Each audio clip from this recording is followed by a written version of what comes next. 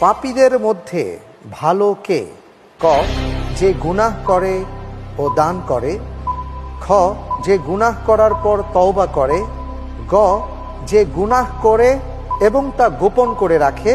ঘ, যে গুনাহ করার পর তওবা করে এবং দান করে। হাদিসের মধ্যে বিষয়টি আসছে, আপনি ঠান্ডা মাথায় উত্তর দেবেন। প্রথম ধাপের শেষ প্রশ্ন, পাপীদের মধ্যে কে ভালো?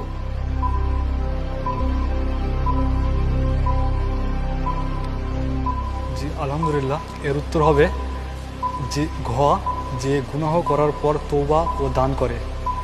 ঘ লক করে দেব। লক করে দেয়া হোক ঘ, যে গুনাহ করার পর তওবা ও দান করে। আপনার উত্তরটি এবার সঠিক হয়নি। সঠিক উত্তর যে গুনাহ করার পর তওবা করে। হাদিসের মধ্যে বিষয়টি এসছে।